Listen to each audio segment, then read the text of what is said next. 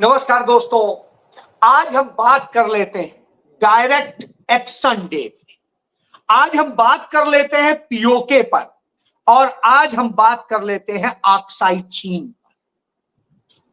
हमने कहां गलती की, किसने गलती की है, कौन सच्चा है कौन झूठा है, किसकी रगों में सिंदूर बह रहा है और किसके रगों में सच में गर्म खून बह रहा है। ये सारी बातें आज आपसे करूंगा।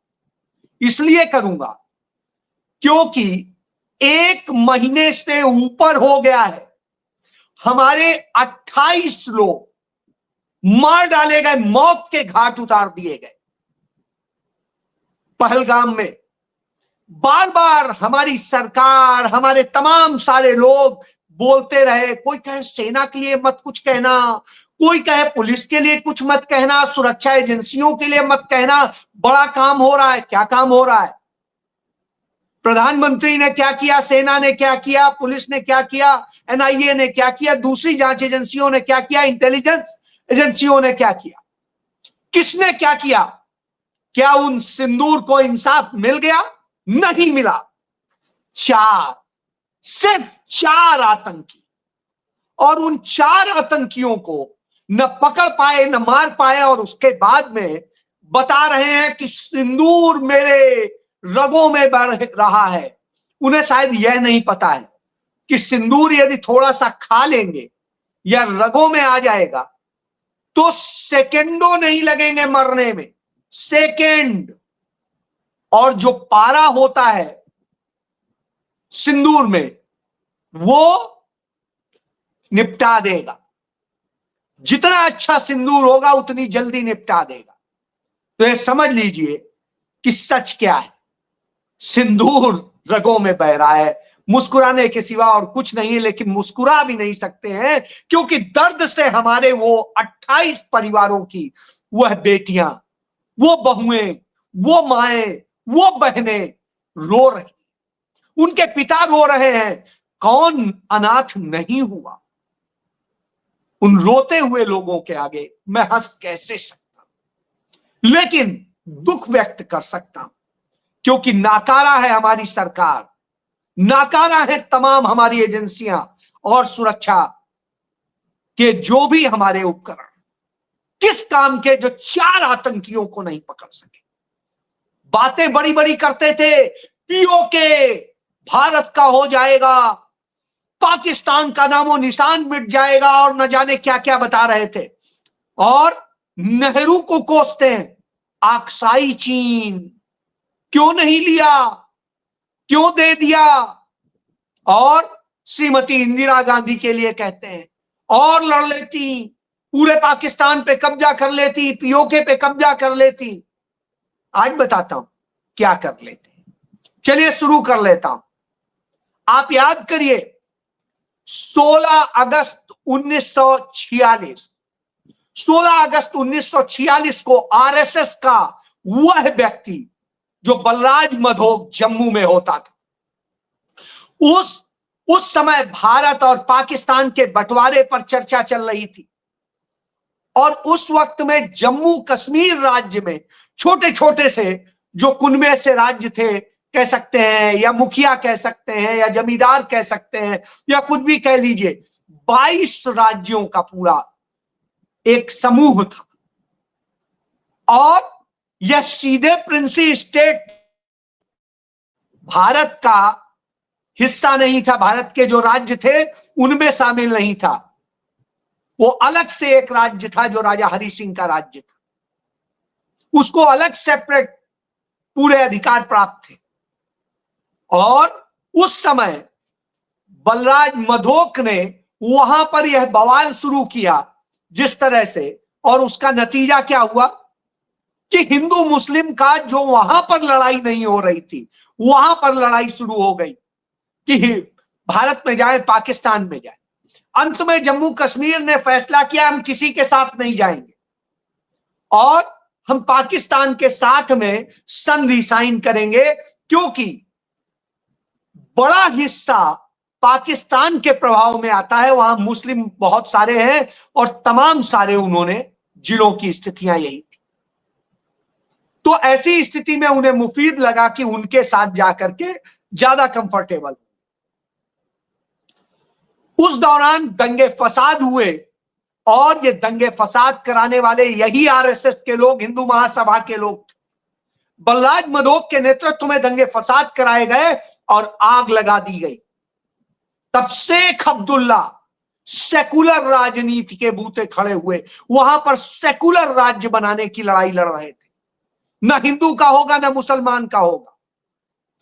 सोचिए, राजा की हिम्मत नहीं थी लेकिन शेख अब्दुल्ला के थी, क्योंकि शेख अब्दुल्ला को ताकत दे रहे थे पंडित जवाहरलाल नेहरू। बहरहाल देश आजाद होता है और वहां के राजा हरि सिंह साइन कराते हैं पाकिस्तान के साथ, लेकिन पाकिस्तान तो पूरा कश्मीर चाहता था।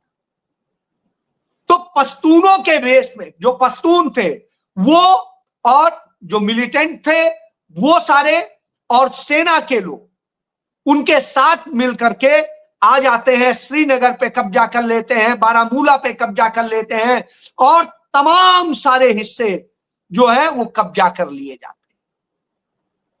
जब राजा को खुद खलबली हो जाती है, वो वहां से भागता है, तब वो आता है तो 26 अक्टूबर 1947 को वो भारत के साथ साइन करता है।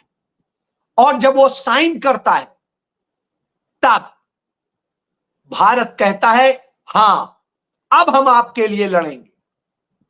आपको पता है उस समय फील्ड मार्शल कौन था भारत का?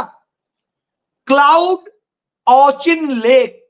क्लाउड ऑचिन लेक वही भारत का फील्ड मार्शल था और वही जो है पाकिस्तान का फील्ड मार्शल था। यानी पाकिस्तान की भी सेना उसी के अंडर में थी, भारत की भी सेना उसी के अंडर में थी। अब आप कहेंगे हैं और कमांडर इन चीफ कौन था? Lord Mountbatten.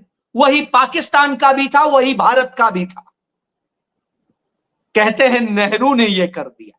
तो जान लीजिए उस समय तक हिंदुस्तान के प्रधानमंत्री की हैसियत वही थी जो कश्मीर में आज की डेट में फारूक अब्दुल्ला के बेटे, शेख अब्दुल्ला के पोते, और जो स्थिति है वही उमर अब्दुल्ला जैसी स्थिति थी, जिसके हाथ में न सेना थी, न पुलिस थी, न कोई और थी। वो सिर्फ बैठ के म्यूनिसिपल टाइप का काम कर सकता था, जोड़ लें, कर लें और ये कर। लॉर्ड माउंटबेटन उस समय वायसराय भी थे और साथ साथ कमांडर इन चीफ भी।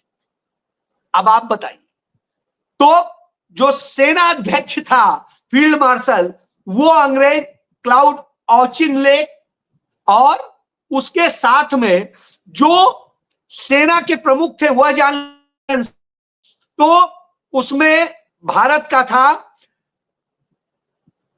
लॉकहार्ट, और फिर बाद में हुआ राय बूचर, और उससे पहले जब ये हुआ, और पाकिस्तान का था जॉन केरी।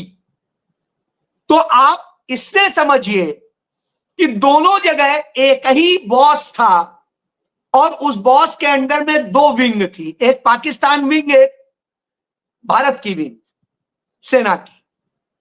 वही आदेश देता था, वो इनकी इंटेलिजेंस, इनकी सूचना, इनकी कार्यप्रणाली यहां आती थी, उनकी यहां आती थी, दोनों की एक के पास होती थी, और साहब हम युद्ध लड़ रहे हैं। 22 अक्टूबर को पाकिस्तान के ने हम पर अटैक किया था। हम पर नहीं कहेंगे, उस समय पाकिस्तान, उस समय तक कश्मीर हमारा था ही नहीं, उसने अपने ही कश्मीर में, जम्मू कश्मीर में अटैक किया था।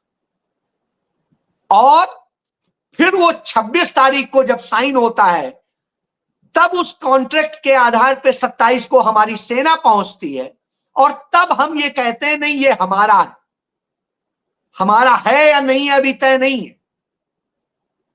और जब वो हम कहते हैं हमारा है और हम लड़ने पहुंच जाते हैं, तो लड़ाई कितने दिन होती है? 1 साल 10 हफ्ते। 1 साल 10 हफ्ते हमारी लड़ाई होती है, थोड़े बहुत दिन नहीं होती। अब आप सोचिए कि हम 1.25 साल करीब करीब यह लड़ाई लड़े थे। थोड़े बहुत दिन नहीं, जो लोग अभी कहते हैं कि चंद दिन की लड़ाई चली थी, नहीं, चंद दिन नहीं चली थी। सीज फायर हुआ था 1 जनवरी 1949 को, 1 जनवरी 1949 को। फिर से सुन लीजिए तारीख। लड़ाई शुरू हुई जो है 22 से उनकी सेना आई 22 अक्टूबर 1947। हमने वहां पर लड़ाई शुरू की 27 अक्टूबर 1947 और लड़ाई सीज फायर हुई 1 जनवरी 1949 को, यानी 31 दिसंबर 1948 तक हम लड़ते रहे लगातार। सोचिए, वो भूखमरा देश जिसके पास अपना खाने को नहीं है, अपने संसाधन नहीं है, भारत के पास ऐसी सेना नहीं है जो पहाड़ों पे लड़ सके, सारी बुरी स्थितियों के बाद हमने सर्दी, गर्मी, बरसात सब लड़ा, 1.25 साल लड़ा। और 1.25 साल लड़के जो बारामूला हमारा कब्जा कर लिया गया था, श्रीनगर कब्जा कर लिया गया था, उरी कब्जा कर लिया गया था और तमाम कर लिए गए थे, मुजफ्फराबाद तक हम जो है ये सारी चीजें जो सब पहले ही उनके पास थी कब्जे में, तो वहां तक हम जब पहुंच गए तब राजा हरि सिंह ने आदेश दिया कि नहीं, अब हम भी नहीं लड़ सकते हैं, न संभाल सकते हैं।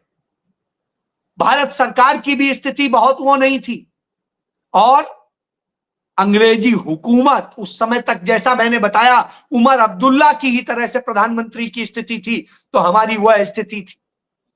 और उस स्थिति में हमें आखिर में सेना की बात करनी पड़ेगी। जनरल करियप्पा उस समय जूनियर ऑफिसर थे, कमांडिंग ऑफिसर थे। उन्होंने खुद अपने उसमें लिखा है कि किस तरह की स्थिति थी कि भारत की सेना कोई प्लानिंग करती थी तो जो हमारा जनरल था उस समय वो वहां के जनरल को बता देता था, वहां का जनरल इन्हें बता देता था, दोनों एक साथ बैठ करके बात कर रहे होते थे, कई बार एक साथ जो है लंच डिनर कर रहे होते थे। तो अब आप समझ लीजिए, हम इतनी विषम परिस्थिति में थे, न कमांडर इन चीफ हमारा था, न फील्ड मार्शल हमारा था, न सेना अध्यक्ष हमारा था, और आप कहते हैं पंडित नेहरू ने पीओके छोड़ दिया। शर्म आनी चाहिए, इतनी बीभत्स स्थितियों में भी जो लड़ा हो, इतनी बुरी स्थितियों में भी जिसने कूटनीति के जरिए शेख अब्दुल्ला की मदद से, वहां के स्थानीय सिखों और मुसलमानों की मदद से उनकी सेना बना के लड़ा, और तब यही आरएसएस वाले बलराज मधोक के नेतृत्व में विरोध कर रहे थे भारत की सेना का भी, भारत के लड़ने वाले लोगों का भी, कह रहे जाता है तो इसे जाने दो, सिर्फ हमें तो जम्मू मिल जाए बस, छोड़िए इनको। यह सोच वाले लोग आज कहते हैं पीओके छोड़ दिया। शर्म आनी चाहिए। और उसके बाद जो सारी चीजें हुई संयुक्त राष्ट्र संघ से लेकर के, यदि हम नहीं गए होते तो पूरे कश्मीर का मिला करके जनमत संग्रह होता, और वह जनमत संग्रह होता तो भारत का कभी भी यह कश्मीर का हिस्सा कभी नहीं होता। इसलिए जान लीजिए, नेहरू बहुत समझदार थे, मूर्ख नहीं थे आज के लोगों की तरह जो झूठी बातें करें। अब आता हूं दूसरी बात पे। आक्साई चीन चिल्लाते हैं। कभी नक्शा देखा है? नक्शा आपको दिखा देता हूं, 4 नक्शे हैं, और ज्यादा मत करिए, मेरी मत सुनिए, आप खुद जाइए गूगल में सर्च कर लीजिएगा, देख लीजिएगा कि गूगल पे नक्शा लगा है, उस नक्शे पर बार बार देखिएगा क्या है कि जो नेहरू ने आक्साई चीन गिफ्ट कर दिया चाइना को, तो आपको खुद पता चल जाएगा कि उस समय क्या स्थिति थी। यह नक्शा है, ये देखिए। कभी भी किसी भी, और ये एक नहीं, हर शासनकाल का मैंने लगाया है, अंग्रेजी शासनकाल का भी, मौर्य डायनेस्टी का भी, मुगल एम्पायर का भी, ये देख लीजिए, और ये देख लीजिए, हर एम्पायर का। तो किसी भी सरकार का आप देख लीजिए, एक भी सरकार बाकी नहीं है। रिपब्लिक ऑफ चाइना के समय का भी जो है वो भी उस समय का, ब्रिटिश इंडिया का नक्शा देख लीजिए, ब्रिटिश इंडिया का, और इसके बाद में ये आप देख लीजिए मौर्य डायनेस्टी का, इसके बाद में देख लीजिए मुगल एम्परर का, और इसके बाद ये देख लीजिए इंडिया जब वो हुआ उसका। कभी भी आक्साई चीन हमारा था ही नहीं। कौन राजा था वहां का? कौन राजा वहां कभी गया? आप नाम बताइए, किस राजा का नाम, कौन राजा आक्साई चीन में कभी गया? उसने कभी विजय का वर्ष मनाया हो कि आक्साई चीन हमारे पास है? युद्ध की आप तारीख बता दीजिए, एक बता दीजिए आक्साई चीन जीतकर भारत ने कब भारत के साथ मिलाया, या भारत में कब था? ब्रिटिश एम्पायर का बता दीजिए, मुगल एम्पायर का बता दीजिए, औरंगजेब के समय में जो समय सबसे बड़ा विस्तार था उस समय का भी बता दीजिए, मराठा शासन का भी बता दीजिए, और मौर्य एम्पायर का भी बता दीजिए। क्या अशोका ने जीता था? नहीं। शिवाजी ने जीता था? नहीं। औरंगजेब ने जीता था? नहीं। क्लाइव ने जीता था? नहीं, कभी नहीं। आक्साई चीन तो कभी था ही नहीं भारत में। तो फिर हम सवाल कैसे उठाते हैं? आप कहें हम इसलिए उठाते हैं कि 1954 में पंडित नेहरू ने एक नया नक्शा बनाया मैप में, सर्वे ऑफ इंडिया बता देगा। उसके पहले का नक्शा देख लीजिए, 1954 का नक्शा देख लीजिए। साहब एक नया नक्शा पंडित जी बनवाते हैं और उसमें आक्साई चीन को भारत का हिस्सा दिखा देते हैं, जैसे आजकल चाइना करता है कि तमाम हिस्से अपने में दिखा देते हैं। और उसमें नेहरू जी वो तमाम हिस्से, चाहे नेफा का हिस्सा हो चाहे दूसरे हो, वो दिखा देते हैं कि साहब ये तो भारत का है। अब आप समझिए, तो जब वो भारत का दिखा देते हैं तो आप जान लीजिए इसमें सबसे बड़ी बात इसमें क्या है। इसमें जिस तरीके से नेहरू जी का नक्शा है, कभी भी वहां पर राजा कश्मीर हरि सिंह कभी नहीं जा सके। 1915 की जो कॉन्फ्रेंस थी, जिसका कश्मीर में जो राजा के विवादित नक्शे का रेफरेंस लिया गया, जिसके आधार पर नेफा में 1915 की शिमला कॉन्फ्रेंस का लिया गया, इसके आधार पर जो बनाया गया नक्शा, इसमें नॉर्थ ईस्ट फ्रंटियर प्रोविंस नेफा, जो अब अरुणाचल प्रदेश कहलाता है, राजीव गांधी ने उसे भारत में मिलाया, वहां नेहरू ने सीमा मैकमोहन लाइन को दिखा दिया, कहा यह रेखा है। और कश्मीर में जॉनसन लाइन को उन्होंने दिखा दिया, कहा यह सीमा है हमारी।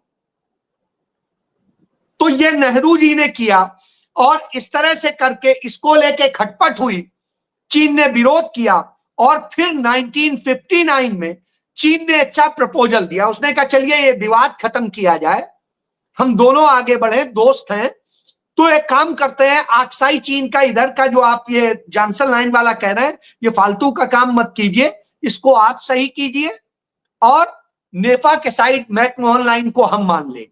तो इसको मान लेंगे और विवाद खत्म होगा, दोनों राज्यों का बंटवारा हो जाएगा, बात खत्म, स्थायी हल निकलेगा। और इसको लेकर के बात चली, और बात पर जो है प्रपोजल रखा गया। हमारे तत्कालीन रक्षा मंत्री कृष्णा मेनन इससे सहमत थे। उन्होंने नेहरू जी से कहा, नेहरू जी ने कहा देख लीजिए जो उचित हो वो करिए, आप लोग इसका पूरा आकलन कर लीजिए।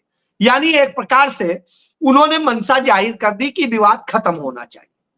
तब भारतीय जनता पार्टी नहीं थी, जनसंघ थी। यही अटल बिहारी वाजपेयी का पूरा गैंग, वो लग करके चिल्लाया, कम्युनिस्ट चिल्लाए, और कांग्रेस के भीतर बैठे दक्षिणपंथी विचारधारा के वह लोग चिल्लाए, महावीर त्यागी चिल्लाए मेरे सिर में बाल नहीं है तो सिर काट दोगे क्या? और विवाद का समाधान नहीं हो सका, और जिद करने लगे, लड़ने की हिम्मत नहीं थी, देश के अंदर सेना नहीं थी, संसाधन नहीं थे, कुछ नहीं था, बोले लड़ के ले लेंगे, जिद ऐसी। तो रक्षा मंत्री क्या करते? जब चाऊ आया भारत कि चलिए इस पे चर्चा की जाए, तो रक्षा मंत्री उससे मिलने नहीं जाने दिया गया। रक्षा मंत्री को यह स्थिति लाके खड़ी कर दी, और नतीजा क्या हुआ? युद्ध हो गया। 1962 का जो युद्ध हुआ, उसकी वजह यही थी कि जो ये हठ धर्मिता पाल ली गई, जबकि दुनिया का सिद्धांत है कि जब भी विवाद खत्म किए जाते हैं, कुछ लिया जाता है, कुछ दिया जाता है, दोनों एक दूसरे के साथ बैठते हैं और टेबल से खत्म करते हैं, क्योंकि युद्ध कभी समाधान नहीं होता, युद्ध से कभी कुछ जीता नहीं गया, जीत अंत में टेबल पर होती है। और वही चीज थी। इसके बाद विवादित भूमि लेन देन जो भी सुलझा नहीं। कश्मीर में पाकिस्तान कसम घाटी में लैंड स्वीपिंग में चीन के साथ विवाद सुलझा चुका था। नेपाल के साथ में, बांग्लादेश, लंका के साथ में भी हम सुलझा चुके थे। सबके साथ हम धीरे धीरे सुलझा चुके थे, यहीं आके फंस गया। और नतीजा ये हुआ, हमने जो यह मौका गवाया, इससे हमारी कूटनीति प्रभावित हुई। नेहरू की कूटनीति संपर्क के जरिए भारत के लिए कवच थी और उस कवच को फेल कर दिया इन लोगों ने। और फिर नेहरू ने इसी कवच के बूते 1961 में गोवा को जीतकर भारत का शामिल कर लिया था और मिलिट्री को सुपर पावर घोषित किया था। बस यही मुगालता था। इसी मुगालते में हमारे लोग जो हैं लड़े जा रहे हैं, लड़के ले लेंगे, लड़के ले लेंगे। तो साहब लड़ लो। और लड़े तो क्या हुआ साहब, हमने हार के दिखा दिया कि किस स्थिति में। बहरहाल यह तो नेहरू की कूटनीति थी कि हमें सरेंडर नहीं करना पड़ा, हमें कहीं कुछ नहीं करना पड़ा। चीन उसी जगह वापस लौट गया जिस जगह था। भारत की सेनाएं जितना जहां तक कॉम्बिंग करती थी वहीं तक कर रही थी, वहीं तक हम पूरी तरीके से अपनी निगरानी कर रहे थे। तो यानी हम कहीं हारे नहीं, लेकिन इसने जो स्थिति करी उसके कारण हम हार के खड़े। जबकि उस समय नेहरू ने जो पूरा सिस्टम तय किया था, कैनेडी, फिलीपींस, यूएसएस और ये सब जो है भारत के लिए खड़े थे, भारत के साथ। लेकिन सब ने इसीलिए कि आप जब हठधर्मिता पे अड़े हुए हैं तो फिर कैसे बात बनेगी। सब लोग प्लानिंग कर ली। तो यह स्थिति थी। और ऐसी स्थिति में आप समझिए, आप कहते हैं नेहरू ने दे दिया। अरे शर्म आनी चाहिए। मुझे बता दीजिए ना, अक्साई चीन कब था भारत में और किस राजा ने वहां पर राज किया? कभी नहीं। उल्टा श्रीमती इंदिरा गांधी ने 1967 में चीन को 2 बार हराया, नाथुला में, चोला में।